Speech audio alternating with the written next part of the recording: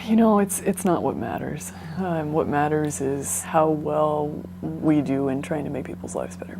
That's why I'm doing this. That's why I work the way that I work, and that's why I love what I'm doing so much. A queda da Theranos. A ilusão de Elizabeth Holmes. Primeiro, eles acham que você é louco. Depois eles lutam contra você e de repente você muda o mundo. O que você quer ser quando crescer? Médico, professor, músico? Não. Quando Elizabeth Holmes tinha 9 anos, ela respondeu imediatamente: eu quero ser bilionária. E ela conseguiu. Elizabeth se tornou a bilionária mais jovem do sexo feminino, autodidata, após fundar uma empresa chamada Theranos, que alegava que ia revolucionar a saúde e mudar o mundo. A empresa chegou a valer cerca de 9 bilhões de dólares e Elizabeth apareceu na capa de revistas, sendo aclamada como a próxima Steve Jobs. O único problema é que tudo isso era uma mentira. Essa é a história de como e por que Elizabeth Holmes enganou todos para chegar ao topo e de como tudo desmoronou. Com apenas 19 anos, Elizabeth Holmes abandonou a Universidade de Stanford para iniciar seu próprio negócio, originalmente chamado Real Time Cures. Porém, ela mudou o nome, preocupada que as pessoas fossem céticas em relação à palavra cura. Ela o renomeou para Theranos, uma combinação das palavras terapia e diagnóstico. Elizabeth tinha fobia de agulhas e sonhava com um mundo onde você poderia fazer um pequeno furo no dedo e testar centenas de doenças diferentes com apenas uma gota de sangue. Dado que Elizabeth vinha de uma família influente, conseguiu levantar algum dinheiro inicial para começar a empresa e perseguir essa ideia. Ela também era uma vendedora muito persuasiva e os investidores eram atraídos por sua visão e confiança. No entanto, era notável que muitos dos investidores não tinham formação médica. Na verdade, alguns especialistas na área alertaram especificamente que sua ideia provavelmente não era viável. Mas Elizabeth ignorou esses avisos e começou a contratar uma equipe de cientistas para ajudá-la. O progresso nesse novo dispositivo revolucionário de testes de sangue foi mais lento do que o esperado. Então, Elizabeth exigiu que a pesquisa acontecesse 24 horas por dia. O dispositivo foi chamado de Edison e funcionava colocando uma gota de sangue em um cartucho que era inserido na máquina. Os dados eram transmitidos via internet para um laboratório onde eram analisados e os resultados enviados de volta. No entanto, o Edison tinha uma taxa de erro extremamente alta e raramente funcionava corretamente. Elizabeth não deixou que isso a parasse e começou a atrair investidores, fazendo demonstrações falsas do funcionamento da máquina. Ela criou uma cultura de sigilo e demitiu ou intimidou quem questionasse o projeto. Ela também mentiu sobre o desempenho da empresa para atrair mais investidores. A história continua com a parceria com a Walgreens e Safeway, onde as máquinas defeituosas foram instaladas em lojas, mesmo sem estarem funcionando corretamente. A empresa enganou pacientes e investidores ao enviar amostras de sangue para laboratórios externos em vez de usar sua tecnologia. Elizabeth continuou a mentir e enganar até que a verdade veio à tona, levando ao colapso da Theranos. Essa é uma narrativa sobre como a ambição desenfreada e a manipulação podem levar a consequências sérias e enganosas. Depois que o acordo com a Walgreens e a Safeway foi anunciado, Elizabeth Holmes começou a aparecer por toda a mídia. Forbes, CNBC, CNN, Fox Business, praticamente todos queriam cobrir sua história. Ela se tornou uma celebridade, o que ela realmente aproveitou. Claro, a mídia adorou essa narrativa de uma jovem mulher prosperando na indústria de tecnologia, dominada por homens e se tornando a primeira bilionária mulher no ramo de tecnologia. Eles compararam sua história com a de outros jovens que abandonaram a faculdade, como Mark Zuckerberg. Mas o que eles não reconheceram é que programação é algo que você pode aprender no seu próprio tempo. Abandonar um curso de engenharia química após apenas alguns meses não te qualifica para começar uma empresa médica revolucionária.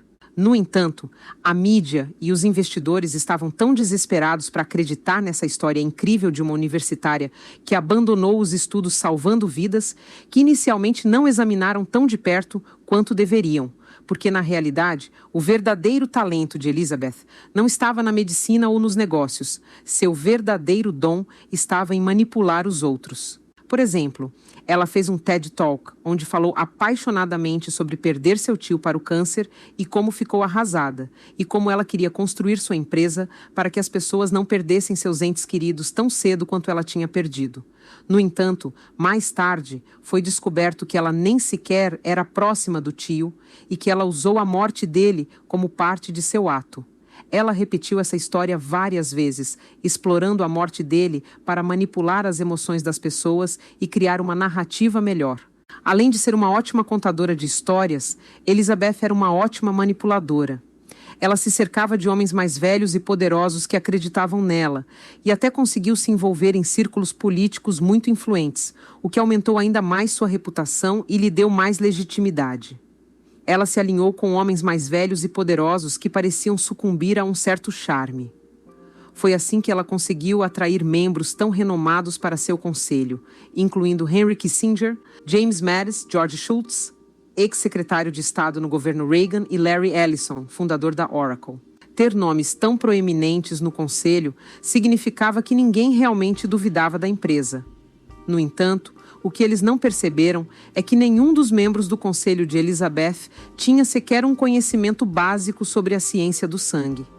Mas era quase como se todos pensassem: bem, todos os outros não podem estar errados sobre ela, então ela deve ser genuína. E assim, eles acreditaram em suas mentiras também. Foi um exemplo clássico de mentalidade de rebanho. Por exemplo, houve estudos nos quais as pessoas eram mostradas 3 linhas e perguntavam qual era a mais longa. Quando sozinhas, as pessoas quase sempre acertavam, mas quando feito em grupo, com atores pagos que deliberadamente davam a resposta errada, o sujeito do teste frequentemente também dava a resposta errada. Eles seguiam o que todos os outros estavam dizendo e ignoravam suas próprias dúvidas, e Elizabeth explorou esse fato.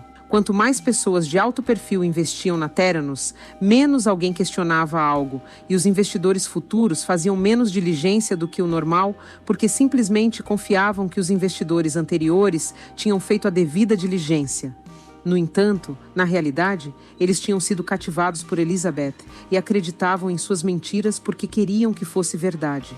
Claro, alguns investidores pelo menos pediram para ver alguma prova de que a tecnologia funcionava, mas Elizabeth estava preparada para isso. Primeiro, ela colocou o logo da Pfizer em vários documentos e apresentações da Theranos, implicando que a Pfizer havia de alguma forma aprovado a tecnologia, o que, é claro, não havia acontecido. Ela também tinha um relatório da Escola de Medicina Johns Hopkins que ela alegava endossar a tecnologia da Theranos, mas na realidade era apenas um relatório de 2 páginas, confirmando que a Escola de Medicina havia visto o dispositivo. O relatório não dizia nada sobre eles realmente terem verificado os resultados. Aos olhos não treinados, os documentos que Elizabeth produziu eram suficientes para parecerem genuínos. Mas pare por aqui. Aqui é onde as coisas ficam realmente fascinantes. Quando as pessoas falam sobre Elizabeth Holmes, frequentemente dizem que é a história de uma golpista, mas na realidade, essa é uma história de autoilusão. Você vê, o mais interessante em tudo isso é que Elizabeth parecia realmente acreditar que, no final, tudo daria certo. Em sua mente, todas as mentiras que ela contou não importariam porque, eventualmente, a máquina da Theranos faria tudo o que ela disse que faria.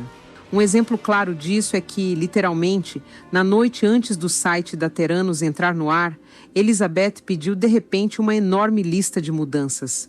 Eles tiveram que remover muitas informações do site, como a alegação de que a Theranos estava aprovada pela FDA ou que a máquina poderia realizar 800 testes, entre muitas outras afirmações que ela havia feito inicialmente e que não eram verdadeiras. A razão é simples. Até a noite em que o site deveria entrar no ar, Elizabeth parecia realmente acreditar que todas essas alegações selvagens que ela havia feito se tornariam verdadeiras. Mas não se tornaram. Isso também aconteceu com os acordos da Walgreens e da Safeway. Ela continuou adiando as coisas porque estava certa de que, eventualmente, a tecnologia alcançaria as alegações que ela havia feito. Mas isso nunca aconteceu. Embora isso seja claramente absurdo, não é surpreendente que a Theranos estivesse operando no Vale do Silício, um lugar de inovação onde jovens empreendedores acreditavam que poderiam alcançar quase qualquer coisa usando novas tecnologias. Também era o lar do ícone de Elizabeth, Steve Jobs, que abandonou a faculdade para iniciar seu negócio, assim como ela. Elizabeth começou a se ver como a próxima Steve Jobs e se tornou obcecada por ele, passando a agir e se vestir como ele, usando a mesma gola alta preta. A mídia pegou isso e começou a chamá-la de a Steve Jobs feminina, o que ela adorou. Sua idolatria por Steve Jobs era tão forte que Elizabeth realmente contratou ex-funcionários da Apple que haviam trabalhado com ele, incluindo a mesma empresa de marketing que a Apple havia usado. Ela até queria agendar reuniões às quartas-feiras, porque era o mesmo dia em que Steve Jobs se reunia com eles. Ela também afirmou que o sistema de testes de sangue da Theranos seria o iPod da área da saúde. Infelizmente, como resultado disso, ela se fixou em requisitos de estilo arbitrários, tornando o trabalho dos cientistas ainda mais difícil do que já era. Steve Jobs era conhecido por dar prazos irreais aos seus funcionários, e parecia que Elizabeth estava claramente seguindo um princípio semelhante. No entanto, quando a realidade nunca alcançava suas expectativas, ela começou a mentir. Tudo começou com pequenas mentiras para os investidores, como selecionar determinadas estatísticas ou enganá-los com afirmações vagas. Por exemplo, ela dizia às pessoas que centenas de milhares de testes haviam sido realizados na máquina Edison, mas não mencionava seletivamente que a maioria desses testes não havia sido bem-sucedida.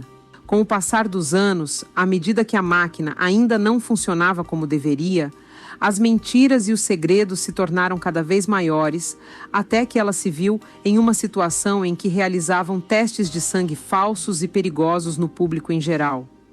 Enquanto fornecia números de receita completamente inventados aos investidores e concedia entrevistas afirmando ter inventado um novo dispositivo revolucionário. E como se já não tivesse mentido o suficiente, logo parecia que até sua voz era falsa. Ela chegava a adotar uma voz falsa ao fazer negócios. Os funcionários notaram que quando ela ficava animada ou embriagada, sua voz excepcionalmente profunda mudava abruptamente para um tom muito mais alto. Há até trechos em que é possível ouvi-la brevemente, perdendo a autenticidade. This is what happens when you work to change things, and first they think you're crazy. A finger stick on this little nub on his. A voz incomumente profunda mudou subitamente para um tom muito mais alto. Há até trechos onde é possível ouvir brevemente uma queda fora do personagem. Muito além da voz forjada, as mentiras de Elizabeth continuavam, como quando Joe Biden visitou a Theranos e eles criaram um laboratório falso para mostrar a ele que afirmavam estar completamente automatizado, mas na verdade não funcionava de forma alguma. Tudo foi apenas para mostrar, mas Biden não tinha ideia disso, e ele relatou aquilo como o laboratório do futuro e a descreveu como inspiradora, o que lhe deu ainda mais credibilidade. Ela estava agindo como uma vilã, mas sendo retratada como uma heroína. Ela até redesenhou seu escritório para parecer o salão oval do presidente, completo com vidro à prova de balas. O que é realmente interessante, porém, é que quando Steve Jobs anunciou o primeiro iPhone em um evento ao vivo, ele também não funcionou corretamente. Continuou travando e ele teve que trocar por diferentes protótipos durante a demonstração e fingir que tudo estava indo conforme o planejado. O que você acha que levou Elizabeth Holmes a fazer as escolhas que fez? Deixe sua opinião nos comentários e vamos continuar em breve esta conversa na parte 2.